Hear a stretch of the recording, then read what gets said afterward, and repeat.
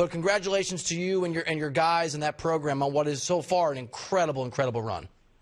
Well, thank you very much, and it's a pleasure being on your show with you. When we were building the Baylor basketball program, you came in and you helped make sure we were doing things right and helped lay that vision out for us. So I remember those early years when you came in and believed in us. So thank you very much. No, it's been amazing to watch you guys do what you're doing. And I'm curious, obviously you have a lot of work to do. You have a very tough game come up against Houston. How long do you just let your guys and let yourself and your staff party, celebrate, kind of feel what is a pretty amazing historic thing?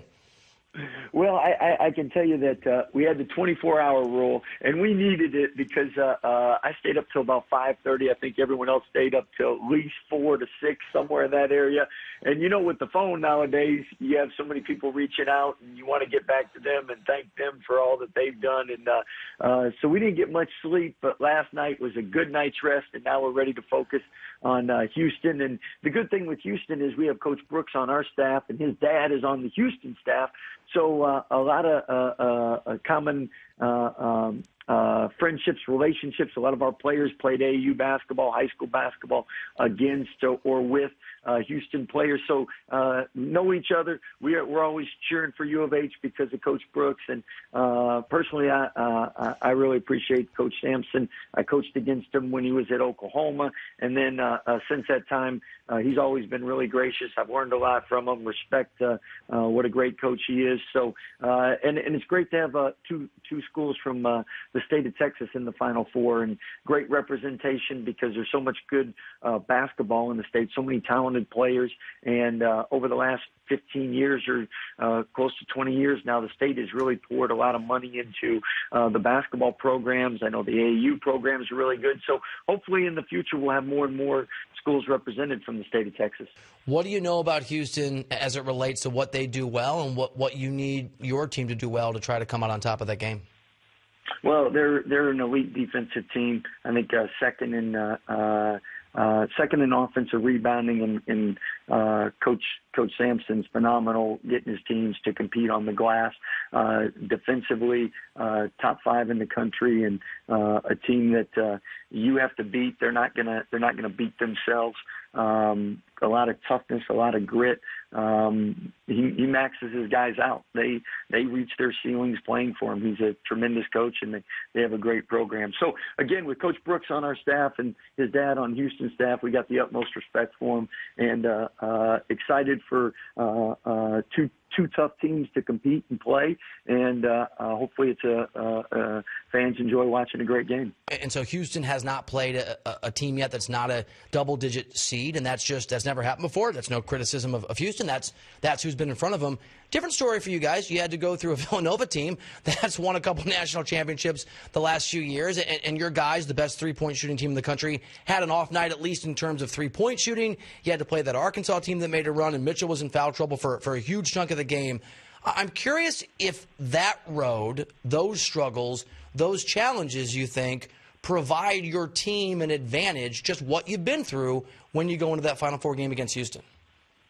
Well, I think that's what makes March so special. And as we know, that seed number, 11, 12, whatever it is, it doesn't matter once you step on that court. And I think obviously Houston has had tough games, and they've had to beat good teams.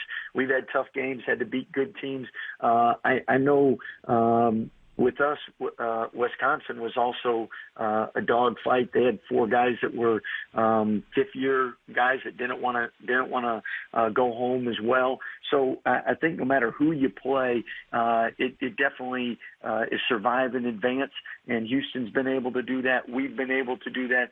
So much respect for the teams we've played. And one thing that you love about March Madness is teams that you haven't seen as much about, and then you watch them play and you prepare for them, and you respect them that much more because you know how good they are. So every game that you win, every game that you play is a great game in the NCAA tournament. Right now, one thing with us in Houston, it'll come down to who's best on that day for 40 minutes or 45 or how long it takes. Scott Drew here on the show. Scott, you not only are you here now on the Jim Rome Show, you were gracious enough, I think last Friday, just a few days ago, to be on the program with me that I host before Jim's show in the mornings. And you said something, and we played the clip, I think, on Monday, and it turned out to be so prescient. You talked about how that you just can't always make shots. And there are going to be times where teams don't make shots, including teams like Baylor, who is the best three-point shooting team in the country. And you referenced the defense, and how the defense is better than perhaps people know, maybe better than it's ranked in KenPom or other places. And that's certainly been true as we've watched those games since you and I talked last. Can you just give us a sense of where you think that defense is, and maybe why the casual fan didn't understand how good you guys could be defensively?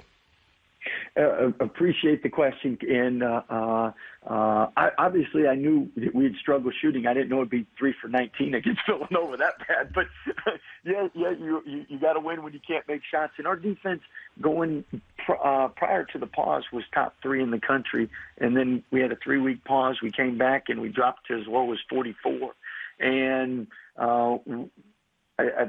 once we lost in the Big 12 tournament, we were able to have some practice days, and I thought that really helped us. And our defense has now climbed back up to, I think, 27th. And are we the 27th best defense? No, I think we're a top 5 defense. And I think as we continue to play, hopefully that will show and continue to improve and get better. Now, you're playing against great teams and great offenses, and sometimes they make tough shots. But I think every coach agrees you just want to not give them a good look, and you want to have them score in a way. If a guy's a shooter, make him a driver. You know, if he's a driver, make him a shooter. Make things as tough as possible. But the teams that are left, they've made plays, and you got to be good on both ends to advance. Coach, I don't know that I've ever asked you this on the radio about what you inherited, because obviously that's a long time ago, and that was a very ugly time in Baylor's history, and now it's something very different and very beautiful. But I want to, because I spent a lot of time on this show yesterday just really diving into the degree of difficulty of the job you inherited and the ugliness beyond basketball that you were charged with fixing. Do you allow yourself, even though that's almost 20 years ago, have you allowed yourself to look back and just take stock of how in the world you took a program that was literally in shambles and have now made it a program that's a perennial winner and in a Final Four? Well, I can tell you that when you first take over a program, you have so much to do, and you're just constantly moving forward. But what I have done is made sure that we've stayed in contact and thanked all the people that helped build this program from those first couple of years, those lean years. I mean, when half your team are walk-ons, people that chose to stay and be a part of the program and lay the foundation for the future, and that's why we're where we're at now.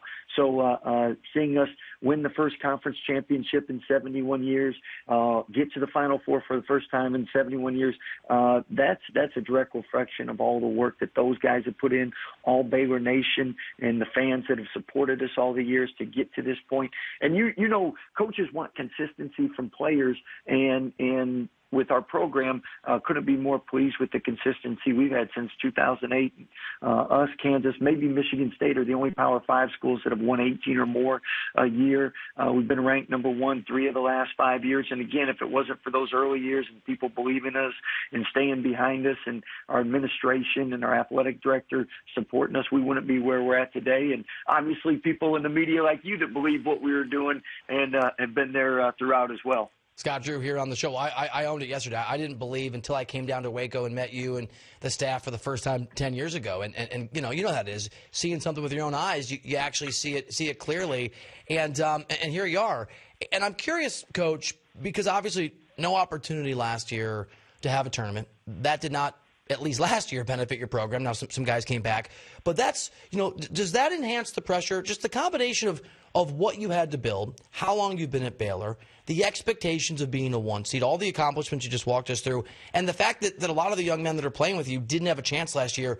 Have you gotten closer to the ultimate goal? Have you felt more pressure in this run, just as a coach personally, than you have in the past? Actually, what we've all felt is a lot more thankful and appreciative. And what I mean by that, until something's taken away, you don't realize. I mean, March Madness is something everyone dreams about, but you never dream about it being taken away. And last year we were on the verge of being a number 1 seed, first time in school's history. And when that was taken away and everyone chose to come back so they could have a chance to be a part of March Madness. I know one of our GAs was on the team last year, Oben, when he's cutting the net down, and he's like, this is for Freddie and Devontae. And those guys that didn't have a chance last year and they returned for this year, we've just been that much more appreciative and can't thank the NCAA enough for putting the bubble together and allowing us to have the tournament, because at the end of the day, it is such a once-in-a-lifetime experience. And the best team doesn't always win, as we know. It's a 40-minute game. The NBA's 4-7. If you wanted the best team to win, we'd have 4 or 7 games, and that's what makes it so exciting. But being able to be a part of it and having that opportunity, I know we're really thankful. Pressure-wise, I think that's how I would spin it, and I think that's how our guys feel. Coach Scott Drew here on the Jim Rome Show. Scott, that Arkansas game, I mean, you guys got up, I think, as 18, and they give them credit. They didn't quit. They cut that lead. They made some runs, and there were several stretches there where your guys just had trouble making buckets. It just 2, 3, 4, 5 minutes where the offense just had some struggles. What are you saying to guys? Like, take us behind the curtain a little bit. What are you saying when a team cuts that kind of lead and the offense is stalling a little bit to your guys in those moments, in timeouts and just times on the sideline with them? Well, I think, first of all, we prepared them going into the game, and we knew Arkansas, Coach Musselman, the way Arkansas plays, well coached, they're going to go on runs. So regardless where it's at, up, down, it's going to be a game of runs, and that's the style they play, which has been so successful for them. So our guys were prepared for runs. And then at the same time, we do have a mature group, an intelligent group where when things aren't going well, we're not pointing fingers.